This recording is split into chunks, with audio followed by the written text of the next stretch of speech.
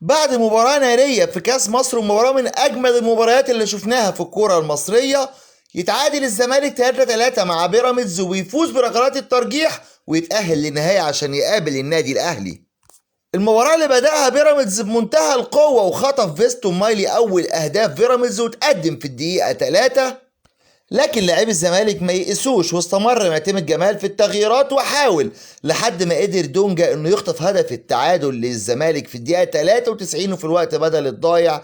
بدأنا الوقت الاضافي ولعب بيراميدز ب 10 لاعبين بعد طرد احمد توفيق، لكن المفاجأة كانت تقدم مصطفى فتحي البيراميدز مرة أخرى وتبقى النتيجة 2-1 مع بداية الوقت الإضافي. كلنا قلنا خلاص رجع الزمالك وتعادل، وبهدف من أجمل أهداف الموسم 1-2 بين سامسون أكينولا اللي كان ميت لعبها مع أوباما وحط الهدف الثاني وهدف التعادل للزمالك في الشوط الأول الإضافي من الوقت الإضافي. واستمرت الإثارة والمتعة، وبعد الهدف الجميل اللي شفناه قدام حضراتكم أضاف بيراميدز هدف ثالث وتقدم لثالث مرة بأقدام محمد حمدي بعد أسيست من مصطفى فتحي اللي كان واحد من نجوم المباراة، وأصبحت النتيجة 3-2 لبيراميدز.